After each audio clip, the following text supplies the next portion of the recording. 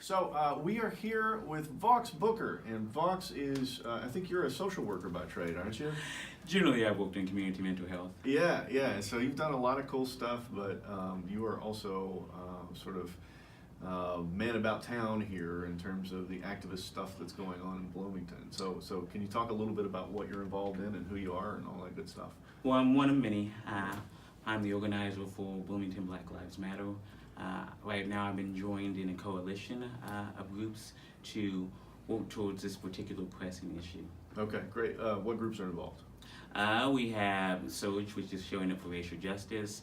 We have folks from Democracy Now!, the Solidarity Network. We have some folks from UndocuHusual. All right, so good coalition of do-gooders, huh? Yeah, I would like to think so. So what is the pressing issue that you identify? The pressing issue. So, unbeknownst to most of the general public, the city moved to acquire a Lincoln Bearcat. And what is that? So the Lincoln Bearcat is marketed as a counter-assault vehicle. Uh-huh. And so like what we would call, I mean, I think in my experience dealing with police departments, sometimes they call it an armored personnel carrier, or like just the bear. I've heard other departments call that. So it's basically like a miniature tank, right? That's how I understand it, right? It doesn't have the big long gun on the front, but yeah. It can take down some walls, yeah. Right, it's an armored vehicle. And so what is the controversy? So it would begin that there was not a transparent process. Both the chief and the mayor have admitted that this should have been done in a public forum, and it was unfortunate that it wasn't.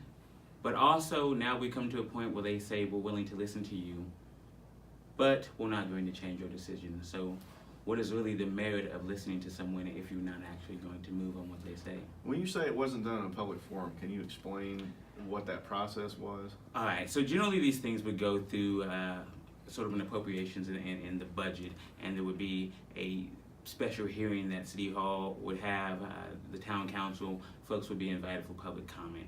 In this case, we have the City Council approved a building fund of about $200,000 for upgrades to the police station.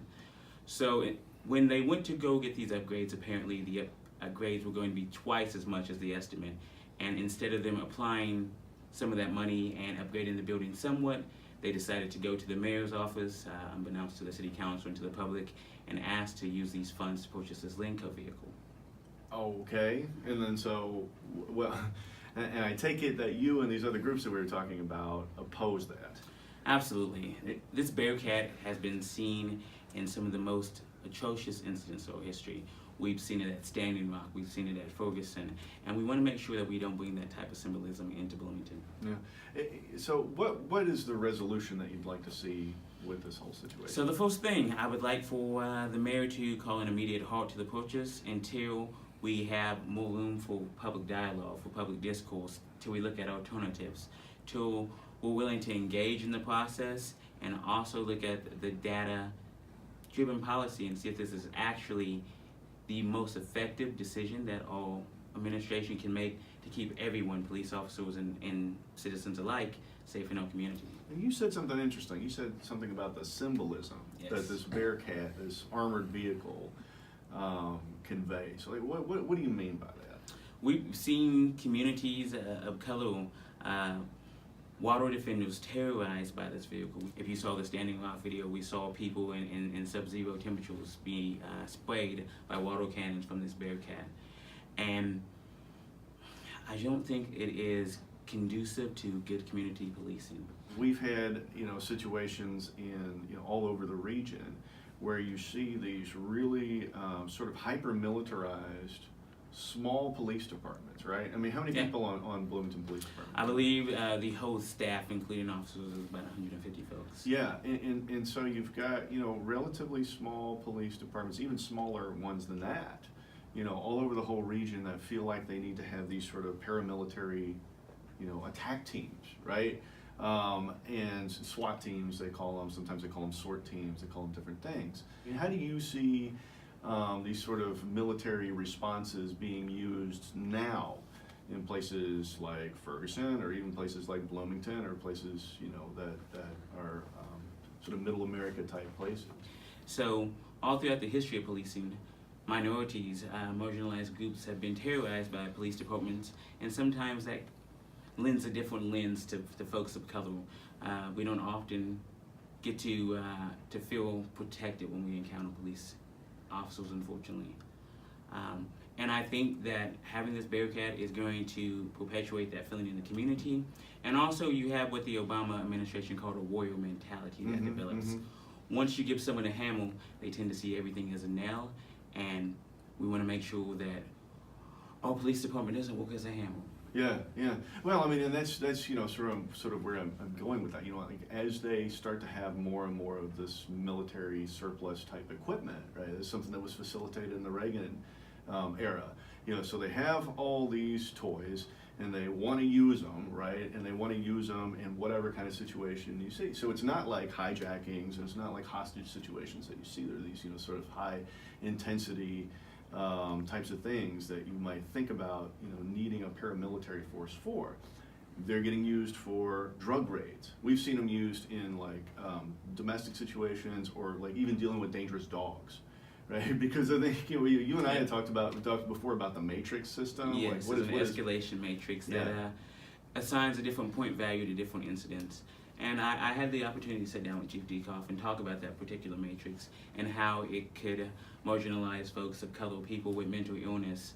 But what is it? Can you explain what it is? So the best police departments generally have a matrix of escalation that they use to justify these sorts of situations have to happen before we can call in a SWAT team or another special tactical team like that. Yeah, so the ones I've seen, and I don't know if Bloomington's is like this, the ones that I've seen are like, they're worksheets almost, right? So it's like, you know, they fill in a certain point value for anything that's a perceived threat. So somebody's got a dog, and you get 10 points for the dog. And somebody's, you know, been arrested before, and you get 5 points for that. And if it was arrested with a firearm or something like that, then you get an additional 10 points. And then when you get to this magic number, it's like, okay, we're going to send the Marines, right? You know, it's somewhat like that. Yeah. So is that the way Bloomington's works? Is Yes, that your understanding? it's the escalation matrix, just like you see in most places. Yeah. And so when you see the SORT team, SWAT team type deployments here, what are they being used for? Well, ours has been used in a lot of ways for domestic situations where the police have had already multiple points of contact with the offender, and really at any point in that process could have been prevented before it got to the point where we needed a tactical assault team. And I'll ask you a sort of loaded question here. I mean, you know, Absolutely. Does this make people safer? Does it make the community safer? Does it make the police safer? I mean, this kind of hyper-militarized response, does it make anybody safer? Absolutely, and when we look at the studies, what we found is that communities that get these vehicles, police officers are less safe, the community are less safe. One study even showed that dogs were more likely to be shot by police officers once they had these vehicles. Yeah, it's something we see as a matter of course when we go back through and look at these videos. Is, you know, almost every time they're coming in and they're shooting. I don't know if the Bloomington does it or not, but almost as a matter of course, some departments will go in and just put down the dogs first. You know, golden retrievers, chihuahuas, whatever they are, they're putting them down. You know, they're killing the dogs first because the dogs are assessed as some kind of threat no matter what, right? Have you seen that kind of thing? Have we seen that type of thing? I know. Bloomington, we've been lucky enough that the puppies have been spared, and we would like to keep it that way. Yeah. Good. So what do you think that the city could do, the police department could do, to sort of better serve the needs of people that need policing? I mean, obviously there's a need for the police force, and Absolutely. there's a need for law enforcement. What do you think that they could do better than what they're doing now? Well, as been pointed out so many times, Bloomington is a Big Ten community. We have some of the best and brightest minds available to us that have a depth of research into the subject. We need to appeal to data. We need to not be moved by anecdotal incidents. We need to look at the facts, and find the most effective use of these funds that makes the entire community safer. And I mean, are there any specific proposals that you and the folks that you're working with are working towards to get that to happen in the community? So one of the things that we would like is, with the heart of this purchase, for the police department to explore other vehicles that provide the same level of protection that are less less militarized and have less symbolism attached to them. Okay, and so what do you see as being sort of the long-term strategy here? I mean, what do you see as sort of the future of the relationship between the community, and particularly communities of color, and law enforcement here in Bloomington and beyond? Well, Bloomington's had a troubled relationship with minorities in its community. As much as we like to espouse ourselves as a progressive city, we have one of the highest use of force and arrest rates against minorities in the state of Indiana. That's just a fact. It's unfortunate. I want to work with our police station to do better. We have a unique opportunity here where we have a progressive city. We have a mayor that has espoused progressive beliefs, even though some feel like he may not have followed through with those. We have a city council that has been somewhat willing to work with us, and we have a community that's deeply passionate and cares. So we can rally those forces together and look at the best course of action to improve our local police department.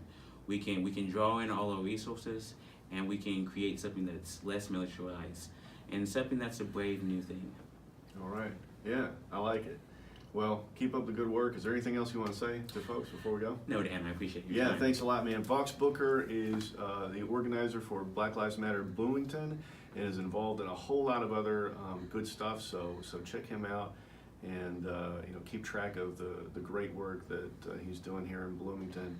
And I think some big progress is being made here that can really change the future of community law enforcement in Bloomington and elsewhere. So we're excited about it. Thanks.